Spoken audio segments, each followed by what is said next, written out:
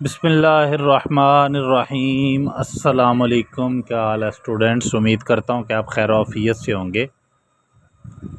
आज CS 402 की assignment number 2 है, थ्योरी ऑफ ऑटोमेटा की। इसका सलूशन आप लोगों के लिए लेकर आया हूँ। और सलूशन शुरू करने से पहले आप सबसे रिक्वेस्ट है कि चैनल को सब्सक्राइब करें, वीडियो को लाइक करें और शेयर करें। और अगर आपने ये असाइनमेंट पेड फॉर्म में भी बनवानी है तो वो भी आपको मिल जाएगी। डिस्क्रिप्शन में मेरे व्हाट्सएप ग्रुप का लिंक मौजूद है, आप ज्वाइन करके वहाँ से ये पेड असाइनमेंट भी हासिल कर सकते हैं। टोटल मार्क्स इसके 20 हैं और डेडलाइन जो है वो 25 जून है या 25 कह लें। कुछ इंस्ट्रक्शन है, रूल्स ऑफ मार्किंग है कि मतलब आपने असाइनमेंट लेट नहीं सबमिट करवानी, कोई करप्ट फाइल ना हो, उसके अलावा आपके कॉपी ना हो। ठीक है, फ़ाइल आपकी जो है वो डॉक्यूमेंट फ़ोल्डर में हो, कोई PDF, zip, RAR, PPT, BMP इसमें नहीं होनी चाहिए। उसके बाद आपके जो टॉपिक्स कवर होंगे वो एक FAF finite automata, transition table, Moore machine, reading input and printing output of more machines. Okay, question हमारे पास 2 हैं। पहला क्वेश्चन 10 नंबर का है और जो हमारे पास सेकंड क्वेश्चन है उसमें 3 पार्ट्स हैं। पहला पार्ट 3 नंबर का, दूसरा भी 3 नंबर का और तीसरा जो है वो 4 नंबर का है। चलते हैं फर्स्ट क्वेश्चन की तरफ। वो कहता है Moore machine having 6 tuples Q naught, sigma, O, delta या पार्शल बोल लो, lambda are explained below. Q जो है वो आपके पास Q not, Q1, Q2, Q3 and Q4 है। Q नॉट जो है वो आपके पास इनिशियल स्टेट होगी। समीशन जो है वो आपके पास AB है और O जो है वो आपके पास 0, 1 है।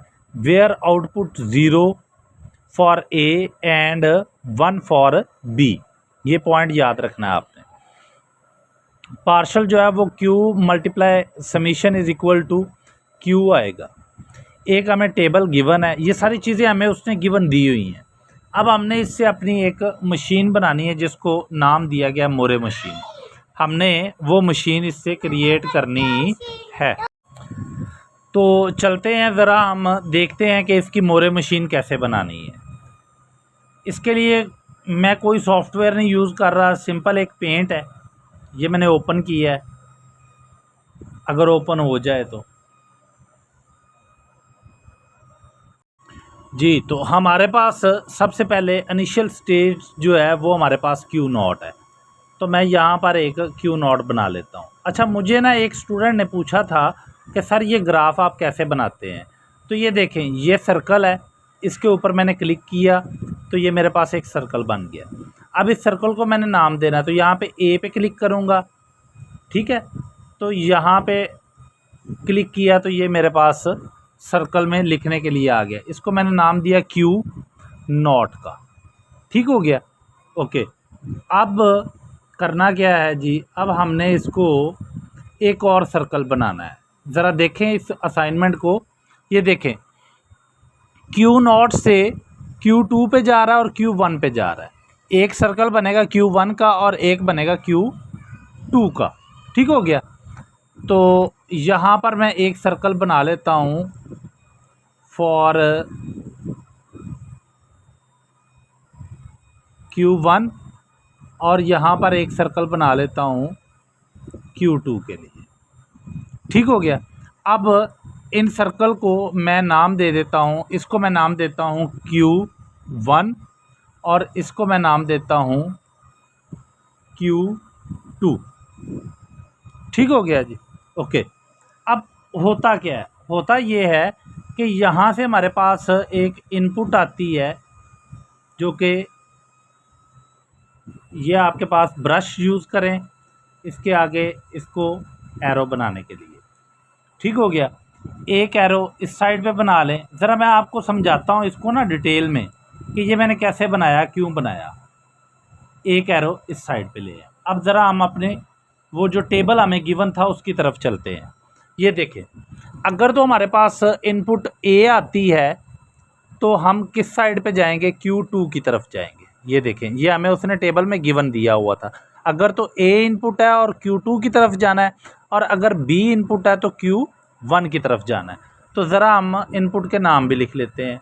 ये देखें जी, यहाँ से मैंने क्लिक किया और इसको मैंने नाम दे दिया B का, और इसको मैंने नाम दे दिया A का।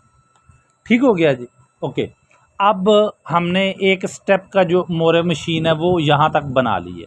अब ज़रा हम नेक्स्ट पे चलते हैं। नेक्स्ट है हमारे पास Q1। अगर तो हम Q1 के ऊपर खड़े हैं, यहाँ पे इस जगह पे, ये Q1, ठीक है ना। Q1 के ऊपर अगर हम A जो है वो इनपुट आउटपुट लेते हैं तो हम जाएंगे Q3 पे। हम किस पे जाएंगे, Q3 पे। और अगर हम B लेते हैं तो हम जाएंगे Q4 पे। तो इट्स मीन कि मुझे एक Q3 भी बनाना पड़ेगा और एक Q4 भी बनाना पड़ेगा। तो चले मैं 2 सर्कल और बना लेता हूँ। यहाँ से एक सर्कल मैं यहाँ पे बना लेता हूँ और एक मैं यहाँ पे बना लेता हूँ। ठीक हो गया जी। अब इनको मैंने नाम देने हैं। ज़रा देखें कि इनको मैं नाम क्या दूंगा।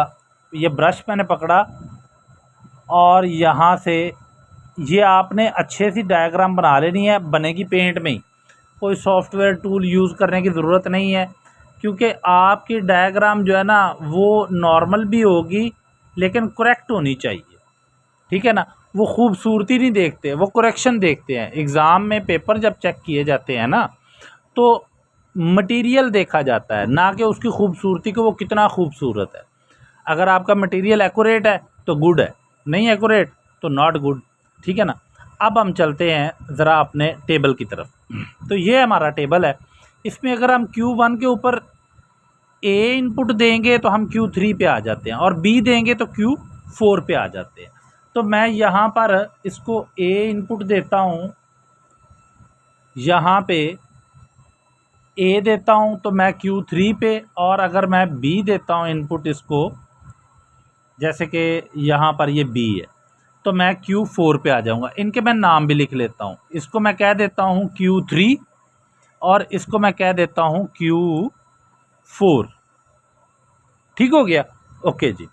अब ज़रा आगे चलते हैं। अगले स्टेप के ऊपर उसने हमें क्या कहा है। नेक्स्ट स्टेप पे हमें कहा गया है कि जी आपने Q2 पे खड़े होना है, Q2 पे खड़े होना है, और अगर आप A इनपुट दोगे तो आप Q4 पे आ जाओगे, और अगर आप B इनपुट दोगे तो Q1 पे आ जाओगे। तो ये मैं Q2 पे खड़ा हूँ, ठीक है, इस जगह पे। अगर मैं A इनपुट दूंगा तो मैं Q4 पे आ जाऊंगा, और B दूंगा तो Q1 पे। तो मतलब मैं एरो बना लेता हूँ, ठीक है ना। पहले ये जी एक एरो इस साइड का बन गया, ये थोड़ा सा ना हो गया है, एक एरो ये बन गया और एक ये बन गया। ठीक है। अब ज़रा देखते हैं कौन कौन सी इनपुट देनी है। अगर तो मैं Q2 पे A इनपुट दूंगा तो Q4 पे आ जाऊंगा। इट्स मीन कि यहाँ पर हमारे पास A इनपुट आएगी, इस जगह पर A इनपुट आएगी, और यहाँ पर अगर मैं B इनपुट दूंगा तो मैं Q1 पे पहुँच जाऊँगा। तो यहाँ पे B आ गई। ठीक हो गया। आई होप कि आपको यहाँ तक क्लियर हो गया होगा। अब ज़रा हम आगे देखते हैं। नेक्स्ट उसने हमें कहा कि आप Q3 पे खड़े हो, अगर आप A इनपुट दोगे तो Q4 पे जाओगे, और अगर B दोगे तो Q3 पे ही रह जाओगे। ठीक हो गया। तो हम ज़रा इनको इनपुट देकर देखते हैं। Q4 पे A इनपुट देंगे तो Q4 पे ये ब्रश पकड़ा और यहाँ से एक एरो इस साइड पे ड्रॉ कर दिया, और एक एरो यहाँ पर ऐसे करके लूप सा बना दिया। ठीक हो गया जी, ओके। अब ज़रा इसको A इनपुट दूंगा Q3 को तो मैं कहाँ पर आ जाऊँगा, आउटपुट A लूँगा तो मैं Q4 पे आ गया, और अगर मैं B आउटपुट लेता हूँ तो मैं Q3 पे ही रहूँगा। यही हमें लिख के दिया है ना। बी इनपुट लोगे तो Q3 पे रह जाओगे। अब हम पहुंच गए Q4 के ऊपर। अगर आप Q4 के ऊपर ए भी इनपुट दो, ए भी आउटपुट लो, बी भी आउटपुट लो, कुछ भी लो, तो आप Q4 पे ही रहोगे। इट्स मीन कि यहाँ पर एक लूप बनेगा। तो ज़रा चलते हैं, हम लूप बनाते हैं। ये ब्रश पकड़ा और यहाँ से एक लूप ड्रॉ कर लिया। ओहो, और इस लूप का नाम मैंने दे दिया A B, A comma B. अच्छा, आपको मज़े की बात बता दूं कि मैंने जो फर्स्ट असाइनमेंट है ना, वो भी इसी तरह के ग्राफ था। वो मैंने पेंट में ही ड्रॉ करके, बहुत ज़्यादा स्टूडेंट्स ने को असाइनमेंट वो मैंने दी है और सबके अल्हम्दुलिल्लाह फुल मार्क्स आए हैं। तो इसलिए ये कोई इशू नहीं है कि जी ये लाइनें टेढ़ी मेढ़ी हो गई हैं। आप तसल्ली से बनाएं, इसको समझ लें, तसल्ली से बनाएं, तो ये लाइनें टेढ़ी मेढ़ी नहीं होंगी। ठीक हो गया? ओके, अब ज़रा हम अपने टेबल पे चलते हैं। टेबल हमारा कंप्लीट हो गया है यहाँ तक। इनपुट बी के कॉलम तक हमारा टेबल कंप्लीट हो चुका है। अब हमने इसकी आउटपुट लिखनी है। देखें, अगर तो आप Q0 के ऊपर हो, Q0 की आउटपुट क्या आपके पास आ रही है? 1 आ रही है। तो इट्स मीन कि आपने Q0 के पास यहाँ पर एक लगाना है, /1 लिख देना है। ठीक हो गया जी। उसके बाद अब आ जाते हैं Q1 पे। Q1 पे आपकी आउटपुट क्या है? 0 है। और Q2 पे क्या है? आपकी आउटपुट 1 है। तो Q1 पे मैं 0 लिखता हूँ, /0, और Q2 पे मैं /1 लिख देता हूँ। ठीक हो गया? ओके, अब ज़रा आगे चलते हैं, हम देखते हैं। आगे हमारे पास Q3 की इनपुट जो है वो भी 1 है और Q4 की इनपुट वो 0 है। आउटपुट जो है Q3 की आउटपुट क्या है हमारे पास? वो 1 है, और सॉरी /1 है। और Q4 की आउटपुट हमारे पास क्या है जी? वो है /0। ठीक है, यहाँ पर 1 आना है। थोड़ा सा इसको कर लीजिएगा, या मैं इसको सारे को कर देता हूँ आपको। इसको इरेज कर लेते हैं। Q3/1 लिखना है।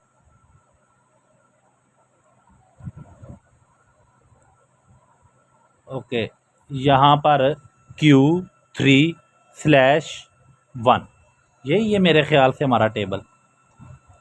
ज़रा मैचअप कर लेते हैं। Q0 की आउटपुट 1 है, 1 आ गई। Q1 की आउटपुट 0 है, 0 आ गई। Q2 की आउटपुट 1 है, 1 आ गई। Q3 की आउटपुट 1 है, 1 आ गई। और Q4 की आउटपुट 0 है और वो हमारी 0 आ गई। ये हमारा 10 नंबर का क्वेश्चन सॉल्व हो चुका है। ठीक हो गया? इसको करना क्या है?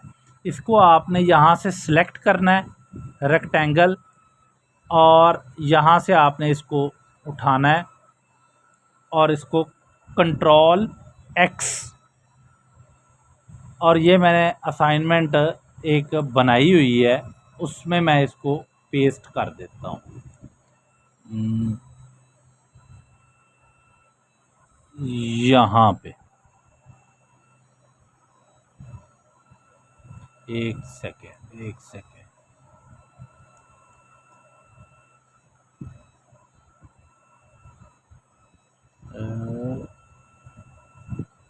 नहीं, ये नहीं हो रहा, पता नहीं इसको क्या है। हाँ, ये देखें जी, ये हो गया। और यहाँ पर मैं Ctrl+V करता हूँ तो मेरी वो जो पिक्चर है ना, वो यहाँ पर पेस्ट हो जाएगी। ये देखें जी, ये एक असाइनमेंट बन चुकी है। पहला क्वेश्चन इसका रेडी हो चुका है। इंशाल्लाह अल्हम्दुलिल्लाह बिल्कुल 100% करेक्ट है। ठीक है, अब ज़रा हम दूसरे क्वेश्चन की तरफ चलते हैं। दूसरे क्वेश्चन के 3 पार्ट्स हैं। पहले वो कहता है find input string for the following output. अगर हमारे पास आउटपुट जो है ना वो 1 0 1 1 0 है आउटपुट, तो आपने उसकी स्ट्रिंग फाइंड आउट करनी है। ठीक हो गया? सिंपल सा काम है, कोई इतना रॉकेट साइंस नहीं है, मुश्किल नहीं है। आपको उसने बताया हुआ था कि अगर आपके पास ए की वैल्यू जो है, ए जो है वो ज़ीरो के लिए है, ये क्वेश्चन में उसने बताया हुआ है। Where output zero for A and 1 for B. अगर आपके पास ए ज़ीरो आ रहा है या ए आ रहा है तो आपने ज़ीरो आउटपुट लेनी है, और अगर ज़ीरो आ रहा है तो आपने ए लेना है, और अगर 1 है तो बी लेना है, या बी है तो 1 लेना है। ये उसने हमें कंडीशन बता दी हुई है। तो अब ज़रा हम चलते हैं, इसको थोड़ा सा करते हैं। अच्छा जी, हमारे पास ये स्ट्रिंग दी हुई है, उसने हमें 1 0 1 1 और 0। अब हमने इससे क्या फाइंड आउट करना है, हमने इससे इसकी इनपुट स्ट्रिंग जो है ना वो हमने इसकी फाइंड आउट करनी है। आउटपुट स्ट्रिंग हमने इसकी बनानी है। ज़रा देखते हैं, अगर हम अपनी मशीन को 1 देते हैं, ठीक है ना, तो हम कहाँ पे जाएंगे, बी है ना हमारे पास 1 का, तो मैं यहाँ पर बी लिख देता हूँ, सॉरी इसको मैं बी लिख देता हूँ। ठीक हो गया। अब अगर मैं 0 देता हूँ तो मैं, मेरे पास क्या आ रहा है जी, क्यू नॉट के ऊपर ए आ रहा है, तो मैं यहाँ पर 0 की जगह पर ए लिख देता हूँ। ठीक हो गया, ओके। अब मैं अगर इसको फिर 1 दूंगा तो मैं, मेरे पास क्या आएगा, बी आएगा, फिर 1 का बी आएगा, फिर 1 का बी आएगा, और 0 का क्या आएगा, ए आएगा। ये आपके पास एक स्ट्रिंग बन गई है।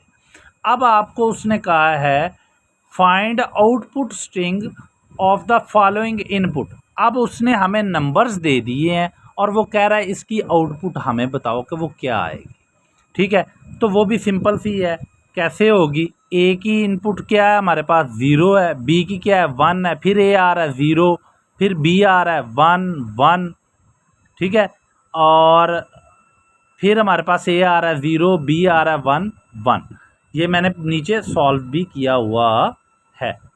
ये देखिए, पहली स्ट्रिंग है बी ए डबल बी, और सॉरी ट्रिपल बी ए। ठीक हो गया। और उसके बाद जो हमारे पास इनपुट आ रही है वो ये उसने मिस्टेक से लिखा गया है यहाँ पर, ये ऐसे नहीं है, ये गलत है, थोड़ा सा ये गलत है। ठीक हो गया, ये वाला करेक्ट है।